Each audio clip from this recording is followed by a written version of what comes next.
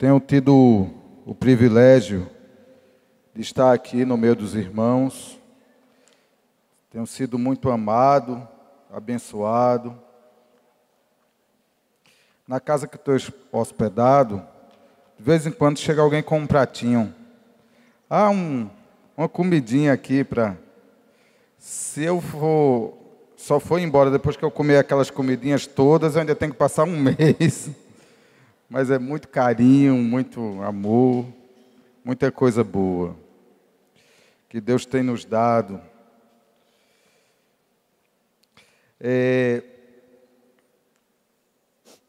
Lendo as cartas às 7 igrejas, eu percebi que aquelas cartas representam situações, crises, dificuldades que os irmãos têm em todo o tempo, em todas as gerações de cristãos no mundo.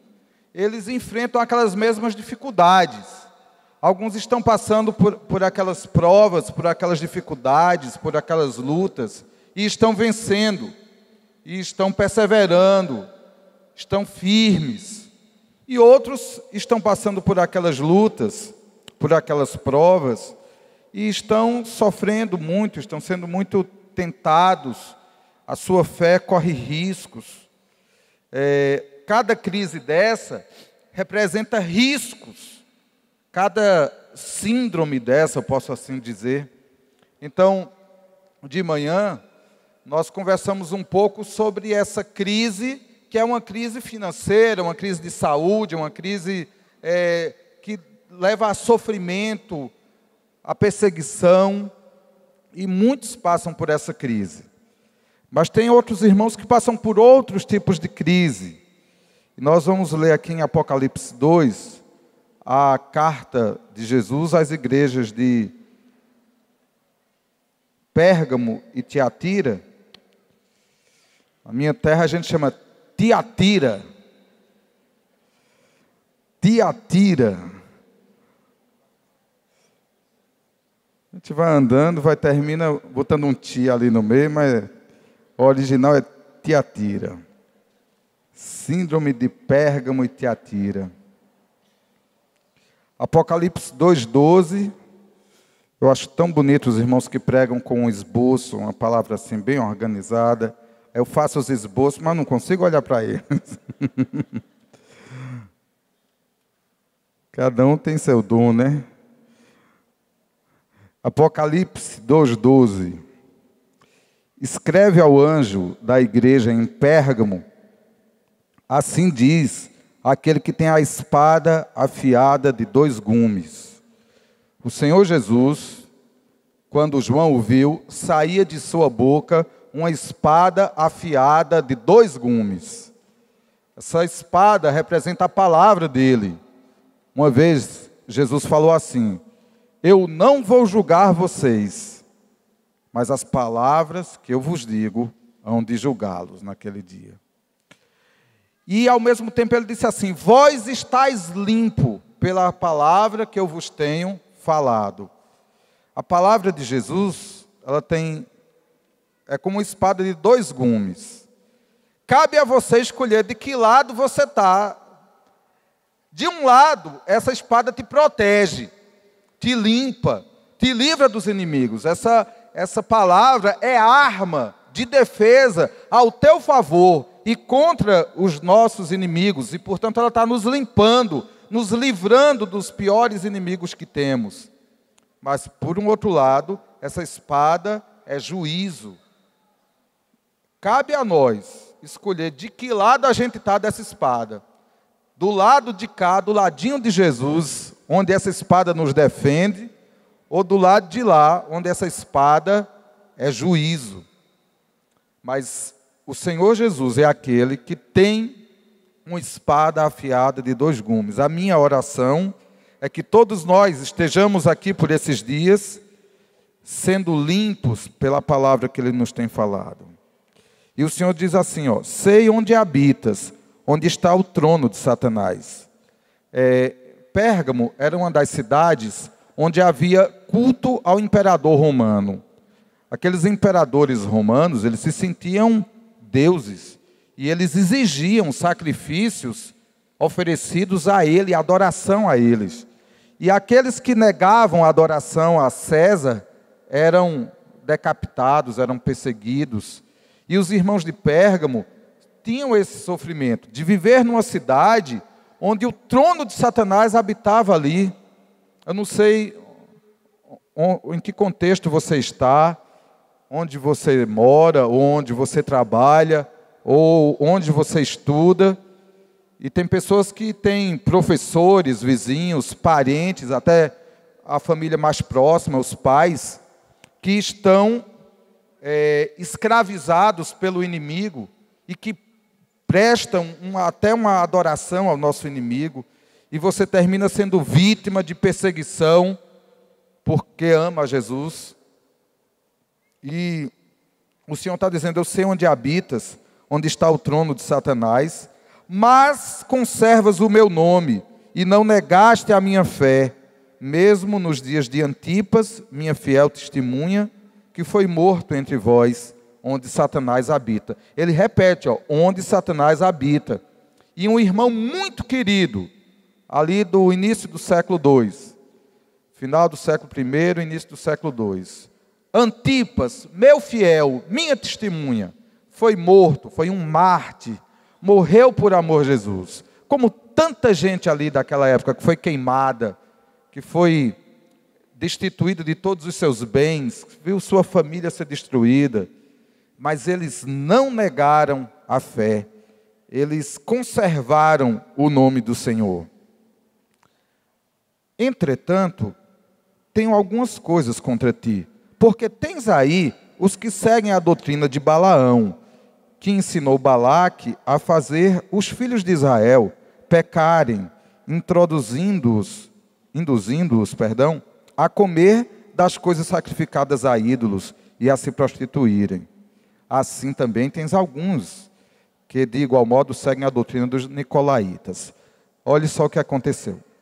O povo de Israel estava passando pelo deserto e os amalequitas, liderados por Balaque, rei daquela região ali, tentaram parar o povo.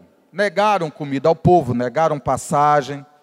E como eles não puderam muita coisa contra o povo de Deus, eles pegaram um profeta de Deus, e ofereceu dinheiro, muito dinheiro a esse profeta, para ele profetizar contra o povo de Deus, para ele amaldiçoar o povo de Deus. E levou o profeta lá para um alto monte, e o povo de Israel ia passando lá embaixo, e ele levantava a mão para amaldiçoar o povo.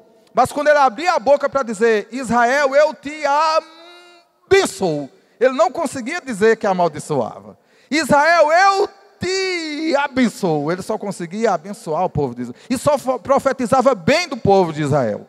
Por 3 vezes, Balaão tentou, com muita fidelidade ao seu bolso, ao dinheirinho que ele ia ganhar, ele tentou muito honestamente amaldiçoar aquele povo. Mas em Hebreus 13, 2, diz que Deus converteu a maldição em bênção na boca dele. Nosso Deus é assim.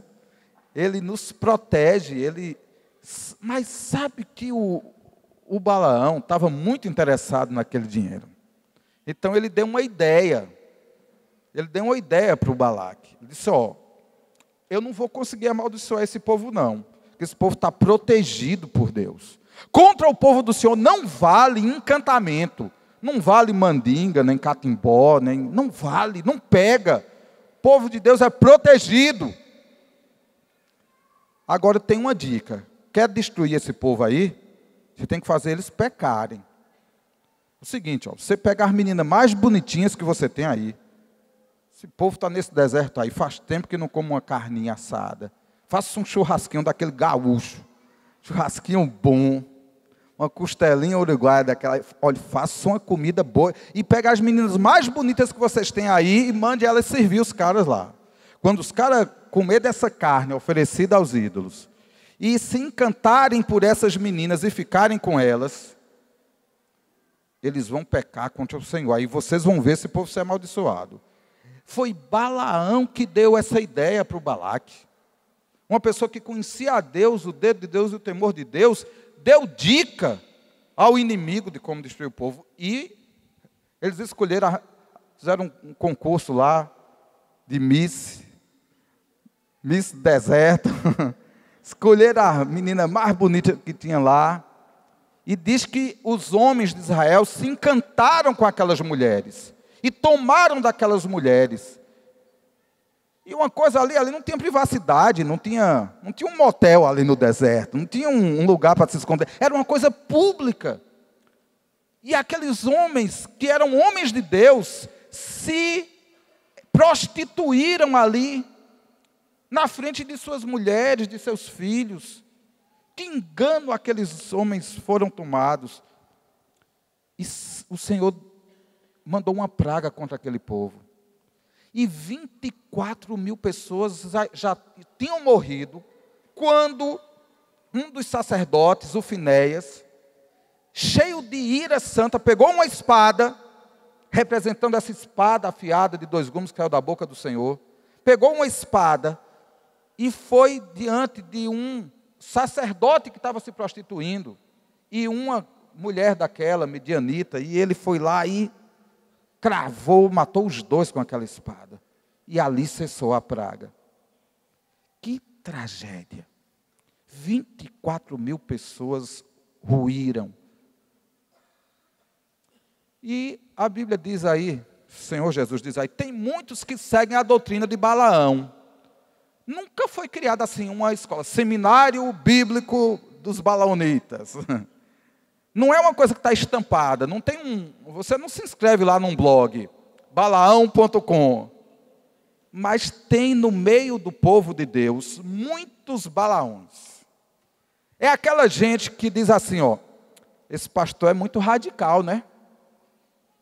Isso tem nada a ver, não. Tem nada a ver, não sei se o pessoal quer falar, eu acho que aqui não tem isso, não. Na minha terra é que tem. Ó, tem nada a ver, não. Isso agora, o presbitério inventou uma onda nova agora, eles estão querendo o quê? Eles estão achando que a gente é o quê? Né? E aí, depois de uma palavra do Senhor, tremenda, chamando o povo de Deus a santificar, e Deus está usando muita gente, muitas pessoas chegaram aqui para me contar de sonhos, de visões, de palavras de Deus. O tempo não é suficiente. Se todo mundo que me falou que tinha de falar, falou para Otto, falou para todo mundo aqui está ouvindo palavras de Deus, sonhos, revelações, confirmando tudo isso. Deus está falando à sua igreja. Mas tem alguém que chega ali, sorrateiramente faz uma brincadeira, faz uma piadinha, não tem nada a ver, está sendo muito radical. Isso é relativo, não é tão assim, né? Então, essa relativização da palavra, que induz o povo a se contaminar com aquilo que o Senhor está proibindo, e leva as pessoas a se envolverem com a idolatria de um lado e a prostituição do outro. Porque eles comeram a carne sacrificada aos ídolos, idolatria, e ainda que eles foram idólatras passivos, o idólatra passivo não é aquele que está patrocinando a idolatria, mas é aquele que está assistindo e aplaudindo a idolatria. Nós temos a idolatria do futebol. E você pode não ser um idólatra ativo. Você pode não ser aquela pessoa que compra todos os ingressos, todas as camisas, que banca a idolatria do futebol. Você pode ser passivo, mas você pode estar sendo tomado de uma atitude idólatra, de se pegar até com algum tipo de rusga, de mal-estar com um irmão, por causa de um time, por causa de um futebol, ou de qualquer outra coisa. A Bíblia diz que se comer carne, se beber vinho, se qualquer coisa que eu fizer escandaliza meu irmão, eu nunca mais devo fazer aquilo.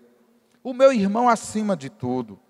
E às vezes em nome de uma liberdade, de uma coisa lícita, de uma coisa que não tem nada a ver, eu firo o meu irmão.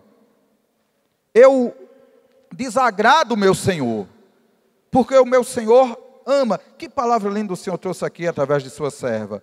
O Senhor rasgou o véu, o Senhor não tem nada contra vocês. O coração do Pai está escancarado, de par em par, é só amor. Eu tenho vida para vocês, e vida abundante. O Senhor está aberto à comunhão. Essa semana, eu pensando nas minhas filhas, eu tenho 3 filhas. Eu amo profundamente cada uma delas. Que sensação ruim eu tenho quando elas se desentendem. Quando 2 delas estão trombudas. Elas se desentendem. Que coisa triste para um pai. Imagine o Pai do céu. Como fica quando nós nos dividimos por coisas tão bobas, por egoísmo nosso. Onde é que está a nossa idolatria? A pior idolatria é a idolatria disfarçada. Quando as coisas de Deus substituem Deus. Teve um dia, eu estava orando. Eu trabalho há muitos anos com um companheiro ministerial. O presbitério da minha cidade só tem 2 presbíteros. E ele é meu amigo de infância. Eu o conheci, eu tinha 9 anos, ele 8. E a gente caminha junto de manhã, almoça junto alguns dias da semana, tem as reuniões de presbitério. Ele é meu melhor amigo. A gente dá risada junto, a gente ora junto, a gente cuida um do outro. Eu tenho o privilégio de ser o melhor amigo e meu melhor amigo ser meu companheiro de obra e ministério. O nome dele é Beguinha. Gente boa. Gente boa. E sabe o que acontece? É que a gente tem tido aí um costume de orar, de buscar a Deus, de andar junto no ministério. Tem tanta coisa que Deus tem nos dado, tem nos revelado, é tão bom dialogar com Ele. Só que passou um tempo aí de 5 anos que ele foi morar em outra cidade. E eu fiquei sozinho. Foi um tempo de deserto que eu passei na minha vida. E eu trabalhei tanto, porque os discípulos que ele cuidava, eu passei a cuidar, e a igreja ainda triplicou no tempo que ele estava fora, então aumentou. E ele foi para uma cidade e ficou incomunicável comigo, assim. Ele assumiu tanto trabalho nessa outra cidade, e eu fiquei. Ele foi para a cidade que o meu discipulador morava, e se juntaram os 2 para fazer uma obra tão grande que não sobrava tempo para mim. Eu boiei de todos os lados, perdi meu companheiro e meu discipulador. E eles 2 viraram companheiros lá. E eu sofri muito, muito, muito, mas trabalhei muito, muito, muito para Deus. No período que eu me entendo de ministério, foi um dos períodos que eu mais trabalhei. E um dia, eu tirei um dia para orar, jejuar, me isolar um pouco do mundo. E enquanto eu estava orando, eu ouvi a voz de Deus no meu coração. E Deus dizia assim para mim: meu filho, eu estou com saudade de você. E eu estranhei, apesar de reconhecer a voz do meu Senhor, eu estranhei o conteúdo de sua voz, porque eu nunca trabalhei tanto para Ele, eu nunca estive em tantas reuniões, estava orando muito, estava pregando muito, estava fazendo tudo muito. E o Senhor continuou falando, Ele disse: eu não estou com saudade do seu serviço, você tem me servido muito, mas eu não paguei um preço tão caro para ter um servo. Eu paguei um preço caro para ter um filho. Eu tenho saudade de você no meu colo, me chamando de pai, e eu te tratando como filho. E eu me dei conta de que eu estava fazendo uma idolatria muito disfarçada, que era a idolatria da obra de Deus, a idolatria do ministério. Eu amava o ministério, eu orava para fazer sermões, eu orava durante os sermões, mas eu tinha pouco ou quase nada de tempo só para Ele, para ser filho, para estar com Ele. Nesse dia eu chorei muito, muito, muito, muito, muito, muito, muito. E sabe que mesmo quem está muito ativo na obra de Deus, pode estar idolatrando o seu ministério, está amando a obra de Deus. E a obra de Deus, assim, à medida que o tempo vai passando e vai crescendo, ela vai se estruturando, e algumas estruturas vão se tornando necessárias, e algumas coisas vão se tornando importantes. Só que essas coisas que são necessárias e importantes é só o casco, como diz o povo da minha terra, é só a embalagem.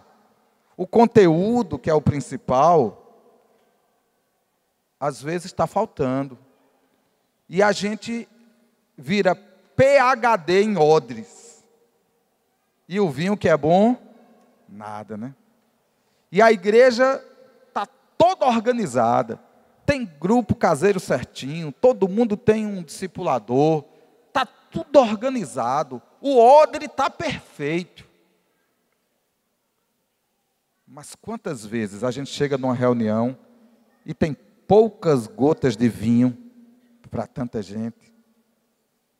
Porque tem mais gente trabalhando para polir odres, para empilhar odres, para catalogar odres, e pouca gente trabalhando pelo vinho.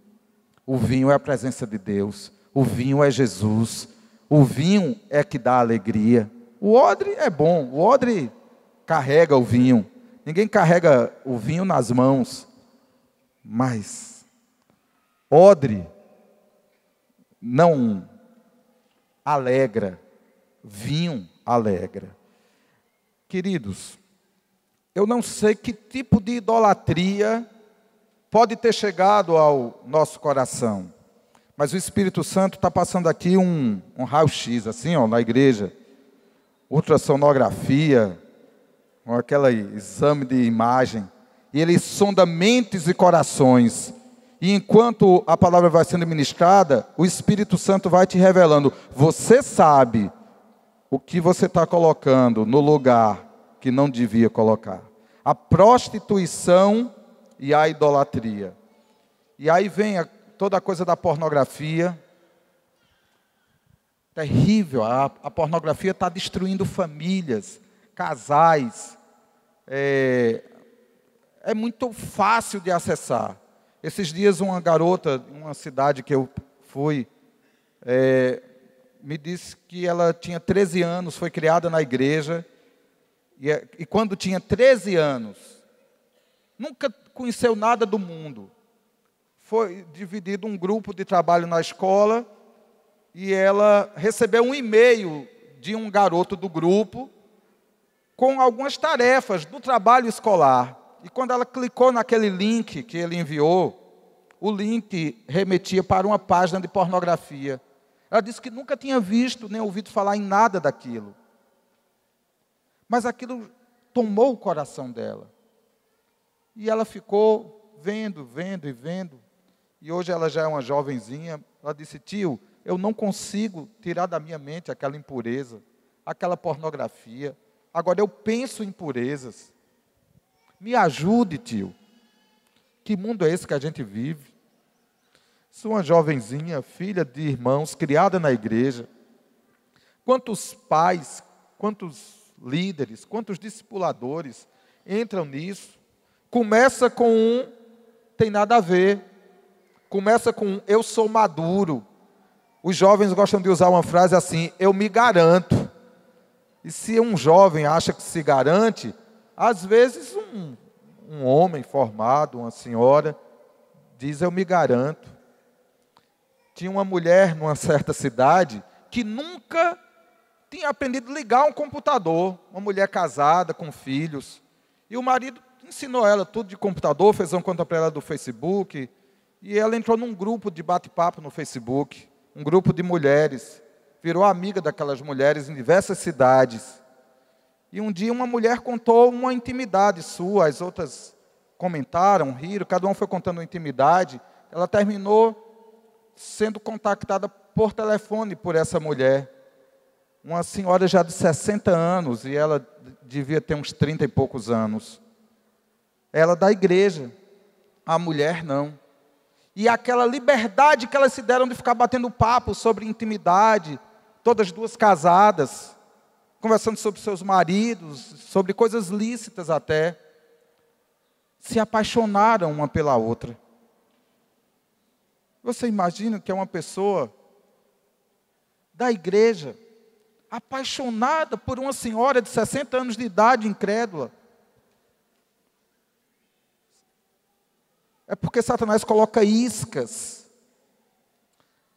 Mas ele veio para matar, roubar e destruir. Ele é o ladrão. Então, quando alguém chega e te dá uma palavra, e aquilo parece radical, e aquilo parece exagero, não é exagero, não é radical. O Senhor está querendo poupar você e seus filhos. E é um sim que você diz ao seu filho, quando o Espírito Santo estava dizendo no teu coração, diga não. Mas você tem um amigo que liga e diz, os guris vão sair, não tem nada a ver, é seguro. E não é seguro. E quando acontece a tragédia, aí você diz assim, bem que eu sabia no meu coração, que eu não devia ter deixado. Bem que eu sabia que era para eu ter dito não. Há idolatrias disfarçadas, e há pornografias terríveis, e há histórias. Que geração é essa que a gente está vivendo? Satanás está trabalhando para criar uma sociedade gay. A Bíblia diz que o anticristo não é dado ao amor das mulheres. Eu estou achando que o anticristo é gay. E ele está querendo criar uma geração gay, porque a política, o mundo espiritual, na macumba já era assim há muito tempo. O cara podia ser homem como fosse. Virou pai de santo, vira mãe de santo logo, né? No mundo já era uma coisa assim terrível. Só que agora esse negócio está sorrateiramente entrando na igreja. A palavra de Deus diz que nem os efeminados, nem os sodomitas herdarão o reino dos céus. Quando a gente vai ver o que é afeminado, o arsenocoites e o malacói, afeminado, é o macio. Não é alguém que tem prática homossexual. É a roupa. É o homem que se veste com roupa de mulher. É a mulher que... Mas alguém diz que tem nada a ver, não. É a moda. E essa coisa da moda vai tomando conta. E é uma moda que vai entrando. Quando o mundo começou a usar mini saia, década de 60, 70, só quem usava aquilo eram os incrédulos. E as saias foram encurtando, e as mulheres de Deus, as saias eram lá embaixo. Aí a mini saia foi entrando na igreja devagarzinho, né? Foi chegando na perna, foi chegando. Chega uma hora que tem reuniões de jovens, reuniões evangélicas, que as saias não tem diferença das saias do mundo, do tamanho do shortinho. Isso é radical, isso é uso e costume, isso não tem nada a ver, não. Está colocando regra.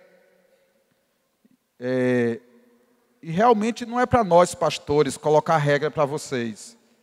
Mas é cada um, no seu coração, dizer assim, eu preciso fugir. Eu preciso fugir. Eu não me garanto. Eu sou fraco.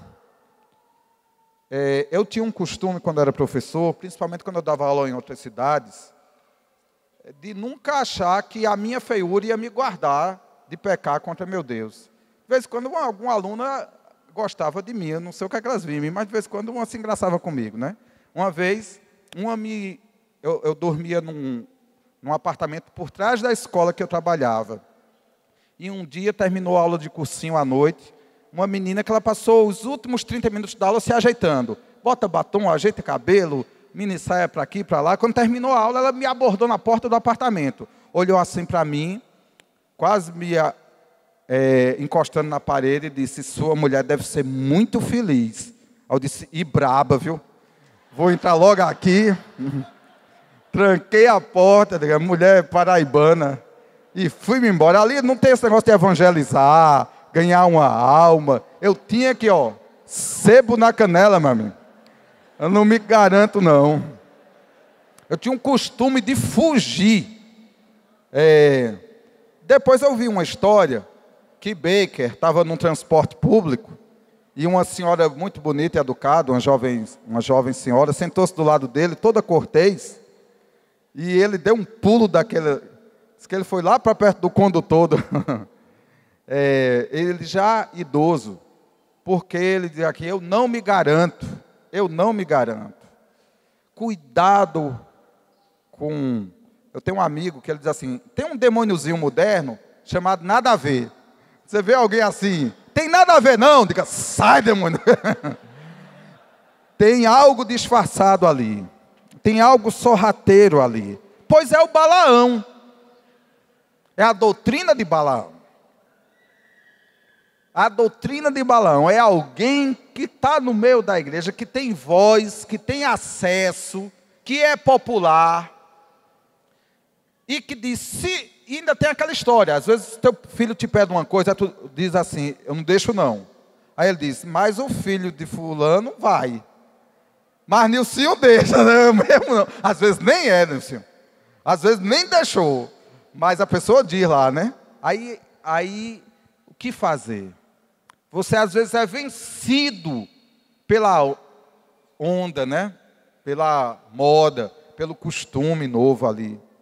Cuidado, vamos vigiar. O Senhor está voltando. O Senhor quer sua noiva fiel. O Senhor quer sua noiva santa, pura, imaculada. Ele ama a noiva. Que noivo gostaria de chegar para visitar a sua noiva e encontrá-la de bate-papo com um vizinho maligno, violento, com fama de mulherengo? Quem gostaria disso?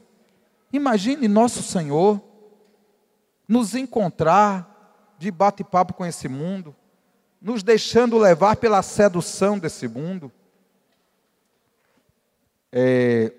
Cuidado, cuidado.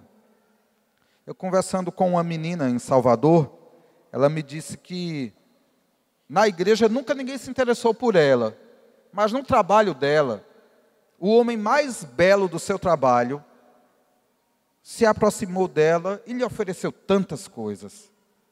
E uma das coisas que ele disse, você precisa andar comigo para você ser feliz. Você não é feliz. Você é uma pessoa reprimida. Todos os seus instintos são negados.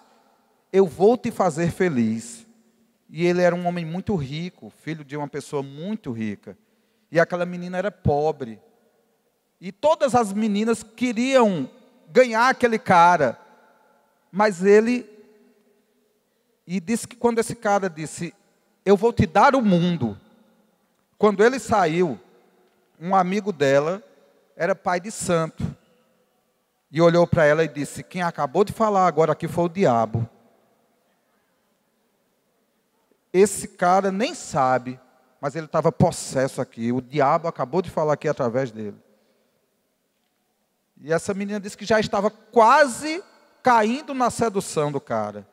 Quando Deus permitiu que outra pessoa que conhecia o diabo, e ela sabia disso, porque o cara era pai de santo, alertou ela do tamanho do engano que ela corria. E ela fugiu daquele garoto. Fugiu daquele garoto. E estava permanecendo firme no Senhor. Então, que menina não gosta de ser elogiada, de ser cortejada, de ser preferida? Que não seja pelo diabo. Que você seja elogiada, preferida e amada por um homem de Deus, por um servo de Deus. E vai chegar. Não ceda ao engano e à sedução desse mundo, noiva. E agora que entra para todo mundo é noiva. Satanás vai tentar seduzir a gente. E ele diz assim, verso 15, Apocalipse 2,15. Assim também tens alguns, de igual modo, que seguem a doutrina dos nicolaítas. Não se sabe ao certo quem eram os nicolaítas. Acredita-se que Nicolau de Diaconia, um dos 7 de Antioquia, um dos 7 que foram ordenados ali em Atos capítulo 6, tenha se desviado. Um grupo de dissidentes, de desviados. Não sei. Mas o que não falta é doutrina de homens. Não sei que Nicolau era esse, mas era um homem e a doutrina dele era contra o Senhor. E vivemos numa terra cheia de doutrinas de homens. E eles escrevem livros, alguns maravilhosos. E tem aí à vontade, livro, programa, pregação. pregações em DVD, curtinhas no YouTube, e tem pregadores que estão arrebatando multidões. Mas alguns têm só doutrinas de homens. Algumas delas que promovem entretenimento cristão. E as pessoas ficam felizes com uma presença emotiva, mas que não traz santificação, que não muda a vida. Pastores que fazem sucesso sobre o fracasso espiritual da igreja, que arrebatam multidões vazias como nuvens sem água. A carta do Senhor, através de Judas, nos adverte: fujam desses homens. Só que antes, no tempo que isso foi escrito, era a exceção. Nós vivemos dias maus, dias em que os nicolaítas viraram apóstolos, viraram os senhores da mídia. Eles têm canais de televisão. Não bastavam ser pastores, viraram bispos, viraram apóstolos, a si mesmos se ordenaram. E alguns viraram agora patriarcas. Daqui a pouco, alguns deles vão se auto-ordenar a quarta pessoa da Trindade, vai virar a Tedrade agora. É brincadeira. Não é brincadeira, o negócio está pegando. Só que alguém chega para você todo feliz, ouvir uma pregação foi uma bênção, e te dá um DVD, e tem um desses caras que está fazendo sucesso por aí, que as pregações dele denunciam coisas que realmente são erradas, que fala 99% de coisas verdadeiras, e daqui a pouco ele introduz uma mentira no meio. O problema de uma nota falsa, se alguém chegar aqui com uma nota falsa de R$3, é a melhor nota falsa que existe, porque você olha de nota de R$3, essa não passa, né? A pior nota falsa é aquela que mais parece com a verdadeira. Recentemente as notas agora estão de tamanhos diferentes, porque tinha um crime que o cara descoloria a nota e imprimia outra nota naquele papel. O papel era legítimo, só que era o papel de uma nota de R$2, e o cara imprimiu uma nota de 100, quando era do mesmo tamanho. Tinha essa fraude. E agora cada nota tem um tamanho. Não dá para falsificar numa notinha de R$2, colocar uma nota de 100. Porque a nota de 100 atual é grande, e a de 2, pequenininha. Cuidado com a falsificação. A pior falsificação é aquela que mais parece com a verdade. E quando uma pregação, um ministério tem 90% de verdade, e você diz: nós não podemos ser radicais, é tudo irmão. E você abre o seu coração para beber daquela palavra. Esses 10% é suficiente para levar alguém para o mundo, para o pecado, para o inferno. Tenham cuidado. Esse é o sentido da palavra. Existem doutrinas de homens. Pense que esses irmãos estavam firmes. E essa doutrina de homens estava ali, no meio da igreja. E o Senhor está dizendo: eu tenho, porém, contra ti, que tens entre vós aqueles que sustentam a doutrina de Balaão e os nicolaítas. E ele diz: portanto, arrepende-te. Se não te arrependeres, eu logo virei contra ti e lutarei contra eles com a espada da minha boca. Lembra que eu falei da solução? Jesus é a solução de cada problema. O problema daqueles irmãos era a mistura. A mistura do servo de Deus com o... Antigamente a gente chamava de discípulo Denorex. Denorex era o quê? Parecia shampoo, mas era um remédio para caspa, né? Parece, mas não é. Os mais antigos lembram dessa história. O Denorex. Parece, mas não é. Cuidado com aquele cara que parece uma bênção, mas não é. E o Senhor está dizendo: arrepende-te. Se não te arrependeres, eu virei com a espada da minha boca. Essa espada de 2 gumes que sai da boca do Senhor revela, faz distinção entre homem e homem. E o convite do Senhor esses dias é que a gente leia mais a palavra. Outro dia um amigo me procurou e disse: Samuel, eu queria muito ser pastor. Um amigo da escola. E eu queria te perguntar em que seminário eu me matriculo para fazer um curso teológico. Eu digo: olha, Você pode se matricular em qualquer um. Ao final de 4 anos de muito estudo, você terá aprendido tudo que os homens dizem acerca de Deus. Mas se você preferir, tranca todo dia, nesse mesmo horário que você iria para o seminário, tranca a tua porta, se ajoelha e ora ao Pai. E no final de 4 anos você vai saber tudo o que o Pai diz acerca dos homens. Qual que você prefere o curso que você tem para fazer? E ele terminou se matriculando num seminário. Ficou mais fácil para ele ouvir o que os homens têm para dizer acerca de Deus. Essa palavra de Deus, o convite do Espírito Santo é: vamos permanecer na palavra. Vamos ler a palavra.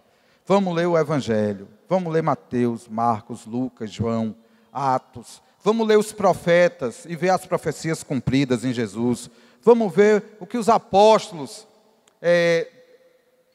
consolidaram para as igrejas, as dicas deles para os primeiros irmãos, as primeiras pregações. A palavra tem que nos bastar, a palavra tem que nos alimentar. A Bíblia diz que nos últimos dias aparecerão homens que não suportarão a sã doutrina e contratarão pastores de si mesmos, que os apacentem segundo as suas concupiscências. Então, tanto livro, tanta teologia, tanto DVD, tanta mídia, é infinito, é infinito. E no meio daquilo tem coisa boa. Eu mesmo leio várias coisas. Eu não estou dizendo que não é para ler nada. A questão é, leia muito a palavra, para quando você ler qualquer coisa, você ter com que comparar. Quando a gente lê pouco a Bíblia e lê muito os livros evangélicos, a gente vai ter a tendência de ler a Bíblia, e cada frase da Bíblia já tem uma frase evangélica para me dizer o que é aquilo. Ah, eu acho que ele queria dizer isso. De vez em quando alguém chega e diz assim: o que é que você acha que Jesus queria dizer naquele versículo? Digo, ó, o que ele queria dizer eu não sei, eu sei o que ele disse. E o que ele disse me satisfaz. O que ele queria dizer e não disse é por conta dele. Não tem nada a ver com isso, né? Não, mas eu acho que o apóstolo queria dizer, eu acho que o apóstolo nunca nem pensou naquilo, né?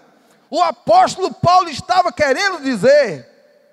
E é uma especulação terrível, que entrete, que diverte. Mas a simplicidade da palavra de Deus nos sustenta, é âncora para a nossa alma. Nós precisamos da palavra de Deus nesse tempo de falsa profecia. Nós precisamos permanecer na palavra de Cristo. Todos os anos eu gosto de ler a Bíblia toda. Com muito esforço, começando em janeiro, eu termino no dia 31 de dezembro chorando ali. Meu pai é um grande testemunho para mim, que ele lê em 16 dias. 16 dias ele terminou. Eu não sei como ele consegue. E ele lê e relê a Bíblia várias vezes. E eu com muito esforço. Só que eu percebi que para ler a Bíblia toda, todo ano, eu gastava um tempo muito curto lendo Mateus, Marcos, Lucas e João. E esse ano, eu e o presbitério da minha cidade, eu encho a boca para dizer presbitério, mas nós dois, né? Eu e o presbitério lá da minha cidade decidimos esse ano, em vez de ler a Bíblia toda durante o ano, ler só Mateus, Marcos, Lucas e João, terminar e começar de novo. E a gente já leu aí umas 5 vezes esse ano. Com um pensamento, nós precisamos aprender com o que Cristo disse e com o que Cristo não disse. Se Cristo nunca falou sobre uma coisa, essa coisa não pode ser tão importante assim. E se ele falou muito sobre uma coisa, a gente precisa prestar atenção nisso. E Jesus disse assim: quem ouve as minhas palavras e pratica, é como um homem sensato que edificou uma casa sobre a rocha. Pode vir a chuva, o vento, os rios, essa casa não ruirá, porque foi edificada sobre a rocha. Vamos ouvir a palavra de Jesus. E vamos praticar a palavra de Jesus. E aí essa rocha firme, pode ler o que quiser. Mas, e eu tenho feito o seguinte exercício. Eu estou jogando tudo que eu penso para cima. Todas as ideias que eu já tive, todos os conceitos que eu já formulei, estou jogando tudo para cima. Tudo que Jesus, a palavra de Jesus, a leitura dos evangelhos atrair, eu estou pegando. tudo que a leitura dos evangelhos não atrair, eu estou deixando ali. Depois eu decido o que é que eu faço com aquilo. Mas eu estou tentando buscar prioritariamente no meu coração, levar a sério as coisas que Cristo disse. E tem coisas tremendas que ele falou, coisas maravilhosas. Vamos ouvir mais o que o Espírito diz às igrejas. Quem tem ouvidos, ouça o que o Espírito diz às igrejas, verso 17. E ao vencedor eu darei do maná escondido e uma pedra branca, na qual está escrito um novo nome que ninguém conhece, a não ser aquele que o recebe. Quer novidade? Quer coisa inédita? Persevere. Um dia você vai ler. Um nome exclusivo, inédito, que nunca ninguém falou. Um nome novo que você vai receber. Verso 18. Escreve ao anjo da igreja em Tiatira. Assim diz o Filho de Deus, que tem olhos como chama de fogo, e os pés semelhantes ao metal que brilha. Conheço as tuas obras, teu amor, tua fé, teu serviço, tua perseverança. Sei que tuas últimas obras são mais numerosas que as primeiras. Olha que igreja linda. Uma igreja que tinha obras e que tinha amor. Uma igreja que tinha fé e que tinha serviço. Uma igreja que perseverava e que as últimas obras dessa igreja estavam mais numerosas do que as primeiras. Que igreja linda. Que igreja maravilhosa. Que grandes elogios o Senhor está fazendo a essa igreja. O verso 20, porém, diz assim: mas tenho contra ti que toleras Jezabel, uma mulher que se dizia profetisa, e ela mesma, pessoalmente, com seu próprio corpo, levava os irmãos da igreja a adulterar com ela. E naquela época, haviam as sacerdotisas, por exemplo, da deusa Diana, que o culto à deusa Diana poderia ser através de oferendas e poderia ser através de relações sexuais com a prostituta cultual, que era sacerdotisa. Então haviam sacerdotisas nas cidades portuárias, geralmente elas eram carecas. De longe viam aquelas mulheres completamente carecas. Que chama careca, não chama? Sem cabelo? Completamente carecas. E aquelas mulheres atraíam os homens, e uma das formas de cultuar aquelas entidades ali era tendo relações sexuais com aquela sacerdotisa. Que religião terrível, que prática terrível. Mas imagina uma profetisa na igreja, que chegava. Então, nas igrejas evangélicas, de vez em quando tem uma mulher dessa que chama os vasos. Ei, tem um vaso ali, aí todo mundo frequenta aquela casa através do vaso. São mulheres que fazem adivinhação, macumba evangélica, né? Você está com problema com o marido, bota o nome do seu marido na mão daquela mulher, que ela faz um trabalho evangélico, em prol do seu marido, né? Então, só que a gente ouve uma história dessa, de que essa Jezabel, ela tinha relações sexuais com os irmãos da igreja. Ela induzia os irmãos a um adultério, mas um adultério com jeito de coisa boa, como um ato profético, como um ato de amor, como um ato sei lá de quê. E ela conseguia enganar esses irmãos. Agora, veja que tem uma igreja santa, amorosa, fervorosa aqui, e tem Jezabel e a turma que ela seduziu. O que é que o Senhor está reclamando dessa igreja? O Senhor está reclamando da igreja que eles estavam tolerando Jezabel. O Senhor não está nem dizendo que era um grande problema ter uma Jezabel. Porque a gente não tem controle. Pode aparecer qualquer absurdo no meio da igreja. E a gente não tem controle sobre isso. Mas a gente pode se posicionar. A crise de Tiatira era a crise da tolerância. E aqui, meus queridos, eu queria dizer que nós não podemos, em nome da unidade, abrir mão dos princípios do Senhor. Unidade que agrada ao Senhor é unidade com santidade. É a unidade onde todos amam e glorificam a Deus em um só espírito. Eu não posso andar com alguém que, se dizendo irmão, seja impuro, maldizente, adúltero, roubador. Pecado é pecado, precisa ser denunciado. Paulo não se escandaliza tanto, porque na igreja de Corinto tem um irmão que está dormindo com a mulher do pai dele. O que é que ele se escandaliza? É que os irmãos não estavam fazendo nada. Aí ele diz, eu estou aqui. Não tinha nem um telefone para fazer naquela época, por telefone. Mas ele estava fazendo por carta. Vamos lá, eu e vocês juntos, no meu espírito, vamos fazer alguma coisa. Vamos fazer alguma coisa. O ambiente de igreja precisa ser um ambiente onde a igreja tem santidade, onde o andar da igreja é santidade, é amor, é firmeza, é fidelidade. Tudo isso que os irmãos de Tiatira tinham. Porém, se qualquer pessoa que, dizendo-se irmão, quiser ter liberdade, voz e voto no meio da igreja e viver uma vida dissoluta, essa pessoa precisa ser constrangida em amor a mudar, em ato profético a renunciar, precisa ser dissuadida a abandonar o pecado. Mas se mesmo assim ela insiste em continuar pecando, a igreja precisa se posicionar. Paulo chegava a dizer, notem aqueles que promovem dissensões sensuais entre vós. Então essa mulher promovia uma dissensão sensual.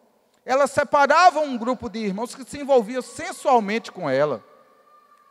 Não diz que ela era uma incrédula, diz que ela era uma profetisa. Era uma pessoa na igreja que as pessoas diziam, vamos na casa da irmã, do vaso, Jezabel, a profetisa. Uma mulher que tinha liberdade de profetizar, de falar, e simultaneamente ela adulterava. E olha o que o Senhor está dizendo. Tenho contra ti que toleras Jezabel, mulher que se diz profetiza, ela ensina, ela tinha voz, ela ensinava, e seduz os meus servos a se prostituírem, e a comerem das coisas sacrificadas a ídolos. A mesma coisa do Balaão. Ela era uma profetisa de Balaão. Dei-lhe tempo para que se arrependesse, mas ela não quer arrepender-se da sua prostituição.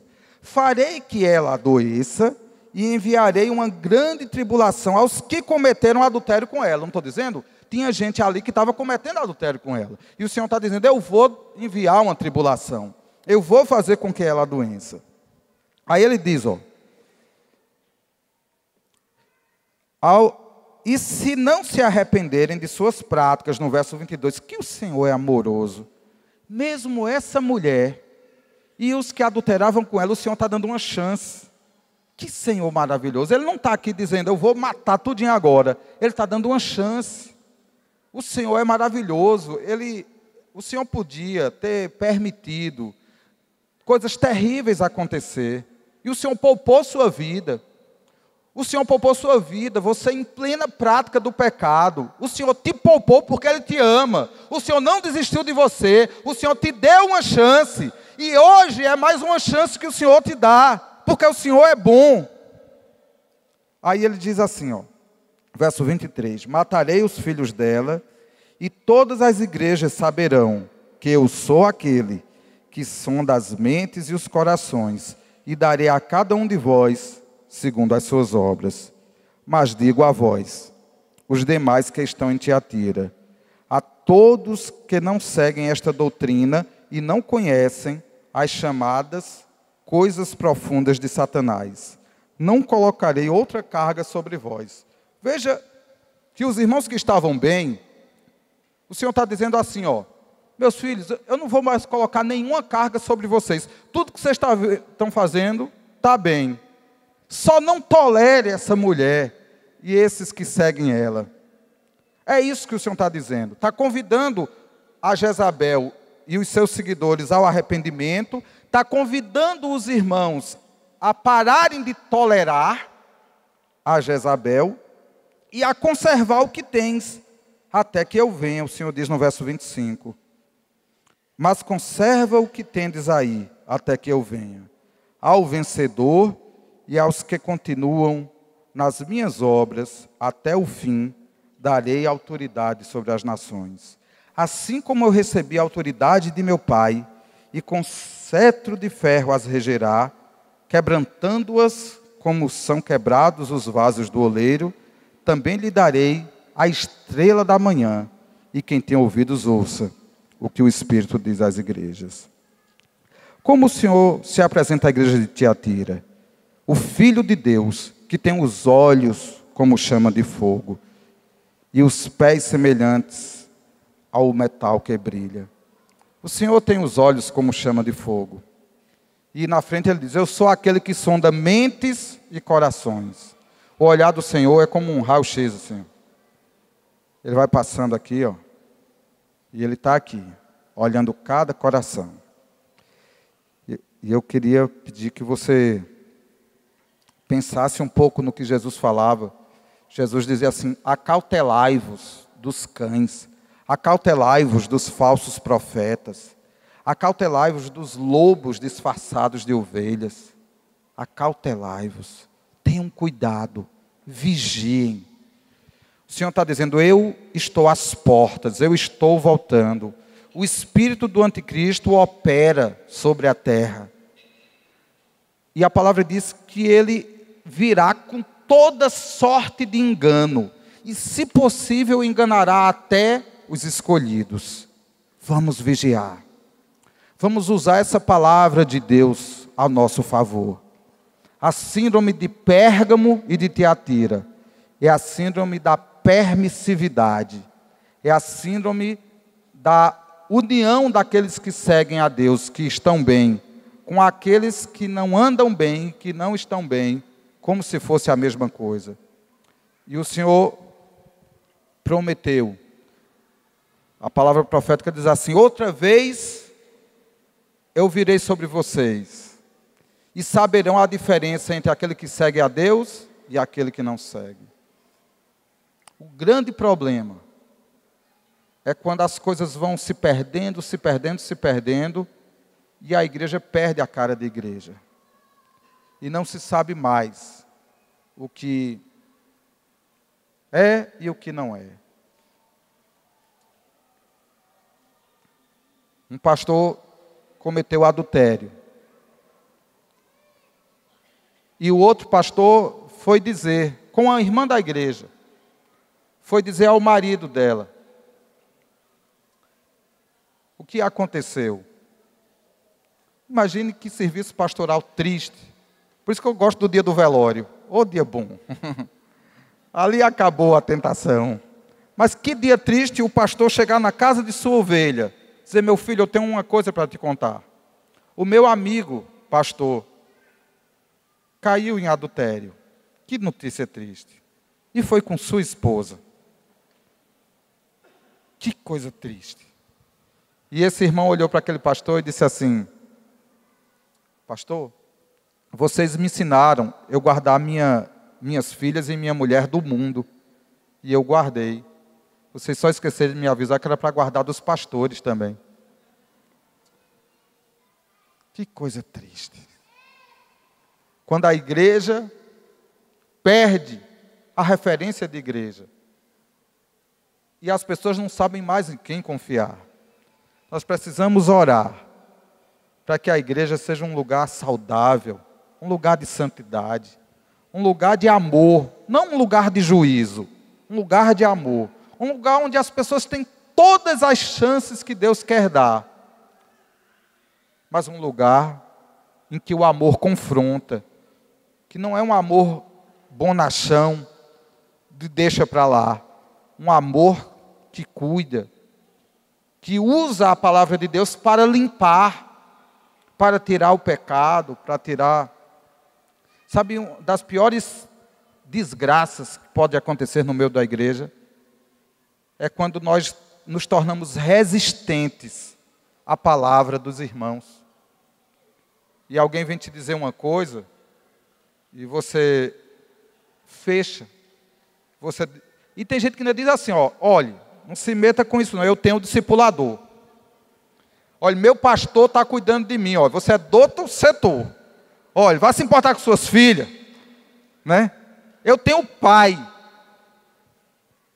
Que coisa triste. Quando as pessoas se fecham para os outros.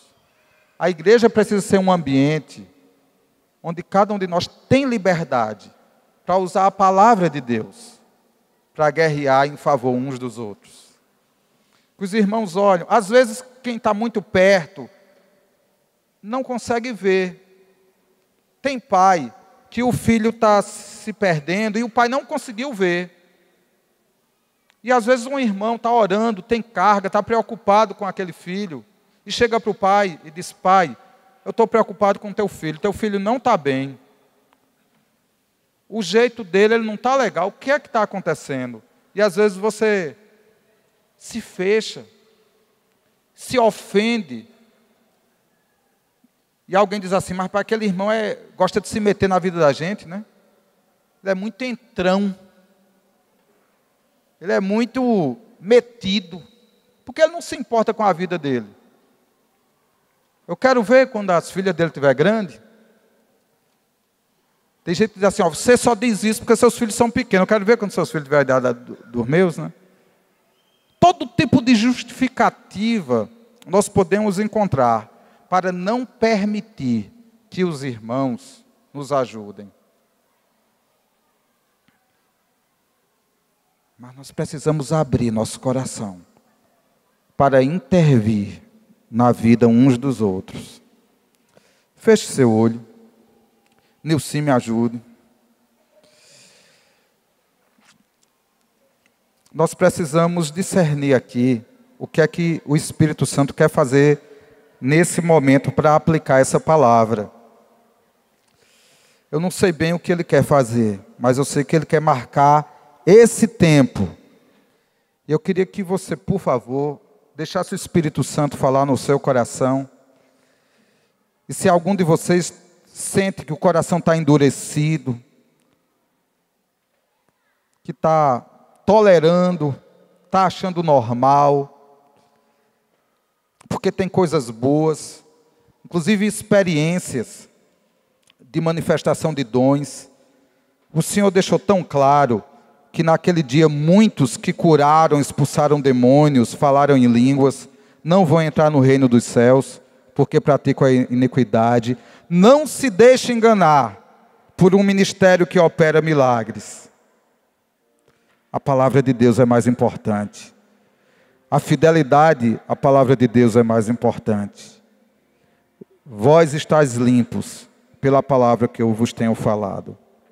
Eu gostaria de orar por alguns de vocês, aqueles que se sentem assim, frios, tolerando, que se sentem assim, no limite, cedendo para as doutrinas de Balaão. Aí você sabe o que o Espírito Santo está te revelando, mas eu queria orar por vocês. Eu vou descer ali, eu queria interceder aqueles que se sentem numa situação em que precisam de uma mudança, de tomar postura, precisam de arrependimento. Talvez tenha alguém aqui que esteja numa situação parecida com a situação de Balaão, que não só se deu liberdade, mas ainda induz outros à liberdade. E se o Espírito Santo tocou no seu coração, o Senhor está dando uma chance de conserto. E esse é um tempo de conserto. E alguns outros não estão numa prática de coisas erradas e ilícitas, mas têm se tornado permissivos, não têm se manifestado. Só aqueles que o Espírito Santo trouxer, arrependidos e quebrados, por favor, venham até aqui que eu quero orar por vocês. O Senhor tem muito amor por sua igreja. Tem pessoas que têm endurecido o seu coração, que têm perdido a esperança. Pessoas que até veem os problemas da igreja, estão perdendo a fé de que as coisas podem mudar, a esperança de que as coisas podem mudar. E o Senhor está querendo gerar esses dias aqui um renovo de esperança. Tem corações tristes. O Senhor está fazendo. O Senhor sonda mentes e corações. Eu sei que mesmo aquelas pessoas que não vieram aqui à frente, onde você está, o Espírito Santo está tratando com cada coração. E o Senhor está querendo trazer renovo, fé. Mas eu sei que tem algumas pessoas aí que gostariam até de vir até aqui à frente, mas pensaram assim: mais uma vez, quantas vezes eu já atendi a um convite e não consegui? E o Senhor está dizendo que não lembra das outras vezes, porque Ele esquece quando perdoa. O Senhor começa tudo de novo. O Senhor não olha para o que aconteceu ontem, antes de ontem. O Senhor olha para um coração contrito e quebrantado e oferece amor, afago, carinho e perdão. O Senhor é aquele que redime a tua vida da perdição. Ele é a força. A força vem dele. Ele é o renovo da igreja. Senhor, quero te agradecer pelos meus irmãos que vieram aqui à frente. Tu sabes o que trouxe cada um aqui, eu não sei nada, mas Tu sabes como andam as situações, os corações. Eu quero te pedir, Senhor, muda cada situação dessa, Senhor. Muda cada situação dessa, Senhor. Guarda meus irmãos, Senhor. Revela, Senhor, os enganos contidos em tantas ideologias humanas, em tantas teologias. Ah, Senhor, levanta teu rosto sobre a igreja, que a luz do Senhor, a luz dos teus olhos, penetre em cada coração, Senhor. E aqueles irmãos que perderam tanto a esperança, esses que o Senhor me mostrou, que nem sequer tiveram coragem de vir até aqui, alcance eles onde eles estão, Senhor. Alcance eles em seus corações, em seus quartos mais tarde. Continua essa obra, Senhor. Aquilo que o Senhor começou aqui, continua, Senhor, na casa de cada um, no coração de cada um. Que Teu Espírito Santo guie cada um à verdade. Revele coisas específicas que precisam ser deixadas. Tem idolatrias disfarçadas e tem idolatrias escancaradas. Tem prostituições conhecidas, pelo menos da pessoa que está cometendo, mas ocultas. Que siga-se esse momento andar na luz. Que siga-se esse momento confissões de pecados. Que siga-se esse momento de cura, momento de renovo, momento de transformação, Senhor. Que a Tua espada nos encontre do lado de cá, pertinho de Ti, sendo limpos por ela. Que essa palavra não nos pegue de surpresa. Que essa palavra não nos pegue no juízo do último dia. Que essa palavra esteja nos defendendo como espada do Senhor, em nome de Jesus. Amém. Nós devíamos aplaudir a Jesus.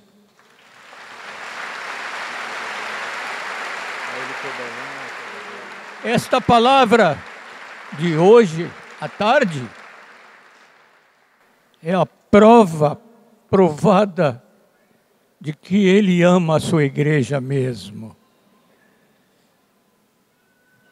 O noivo quer ver a sua noiva, como ela deve ser. Mandou seu servo para dizer: cuidado. Cuidado. Muitas vezes foi repetida essa palavra. E nós queremos cuidar. Queremos cuidar, Senhor. Obrigado pela palavra que enviaste pelo Teu servo. Muito obrigado, Senhor.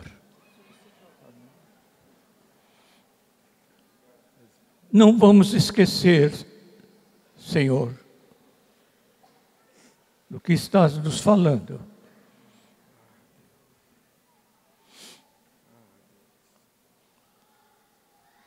Parece que esse irmão veio lá do século em que estas coisas estavam acontecendo, mas a verdade é que elas estão acontecendo.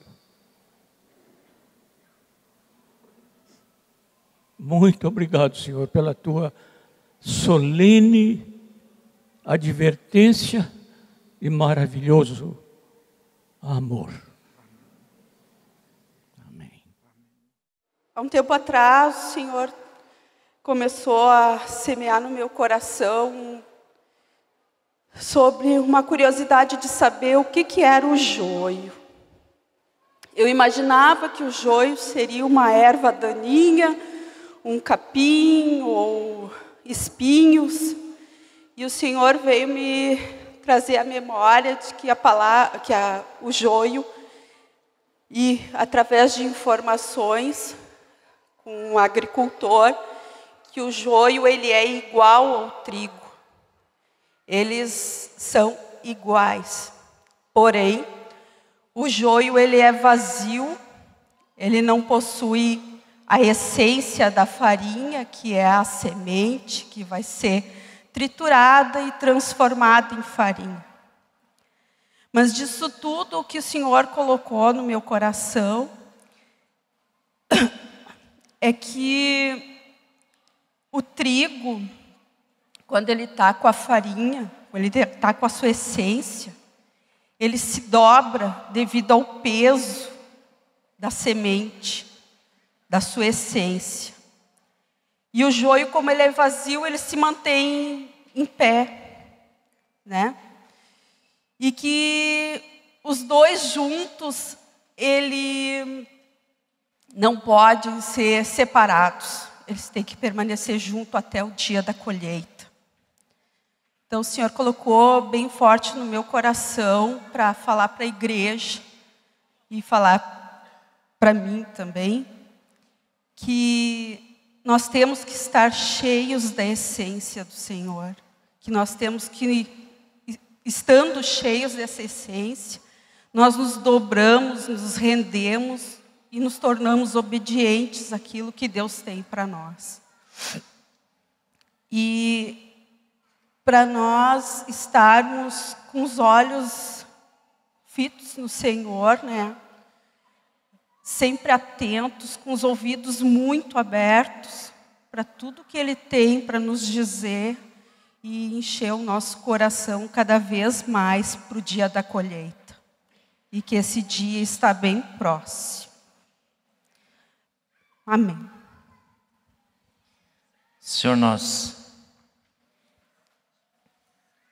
queremos que todos frutifiquem, que Tu recebas glória de todos nós, que ninguém fique orgulhoso, soberbo, ereto, sem fruto, mas todos nós possamos nos dobrar diante de Ti, em obediência, trazendo-Te os frutos, Senhor.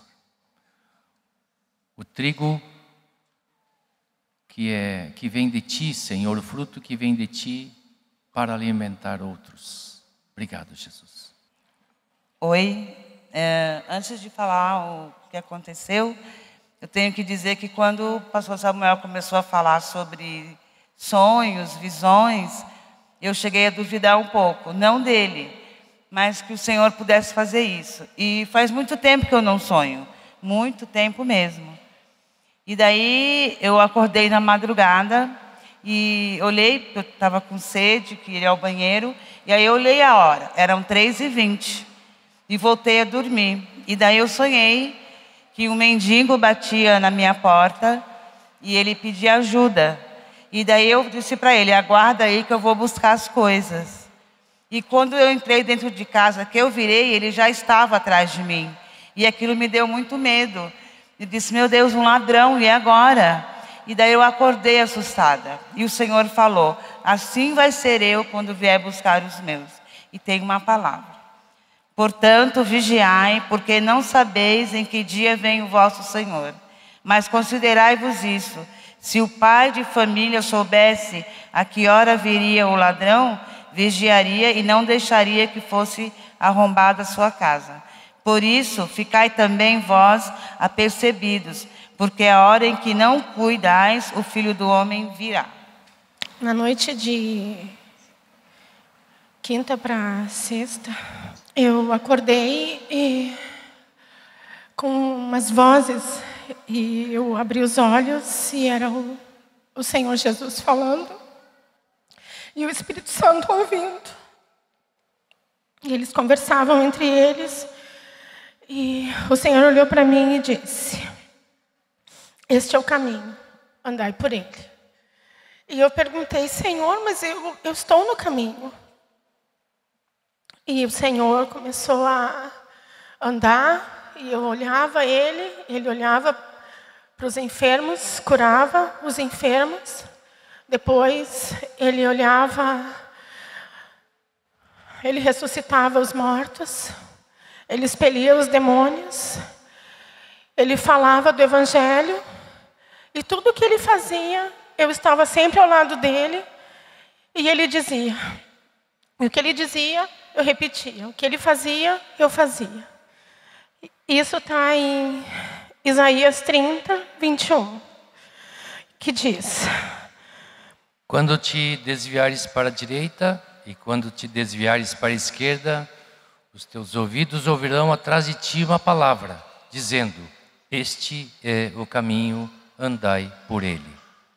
Por esta causa me ponho de joelhos diante do Pai, de quem toma o nome toda a família, tanto no céu como sobre a terra, para que, segundo a riqueza da sua glória, vos conceda que sejais fortalecidos com poder, mediante o seu Espírito, no homem interior, e assim habite Cristo no vosso coração pela fé, estando vós arraigados e alicerçados em amor, a fim de poderdes compreender com todos os santos qual é a largura e o comprimento e a altura e a profundidade, e conhecer o amor de Cristo, que excede todo o entendimento, para que sejais tomados de toda a plenitude de Deus. Essa palavra está falando de intimidade e de comunhão. É isso. Amém. Eu estava com uma palavra que eu estava meditando em Jó, ontem. E quando o irmão Samuel estava pregando aqui ontem, e eu pensei que era coisa do meu eu querer, alguma coisa, mas Deus queimou no meu coração hoje. E quando ele falou, e Jesus disse: é mais fácil um camelo passar pelo fundo de uma agulha do que um rico entrar no reino do céu. Ele não disse que o rico não vai entrar no reino do céu. Ele disse que é mais fácil. E Jó foi o homem mais rico daquele país. E amou a Deus todo o tempo. E toda a tribulação que ele passou, por tudo que ele passou, vocês sabem a história de Jó. Ele não negou a Deus. Que eu vi nisso, amados, a fé e o amor de Jó por Deus, mesmo ele tendo muito, sendo abastado, ele amava a Deus acima de tudo. O dinheiro não era problema, nem solução alguma para ele. A solução sempre foi Jesus, sempre foi Deus. E por ele amar tanto a Deus, depois de tudo, Deus multiplicou tudo que ele tinha. Então, quando Deus dá para a gente o material, não bota teu coração no material, bota teu coração a Deus acima de tudo, porque Ele vai sempre te amar, sempre te honrar. Quando tu honra, quando tu bota o teu coração em Deus, não no bem material, porque a tua fé tem que estar em Deus, acima de tudo, com o coração contrito e humilhado. Mas tenha certeza, Deus não te quer mendigando. Deus quer te dar uma vida, e uma vida com abundância. Mas persevera no amor de Cristo, não no amor ao dinheiro. Amém?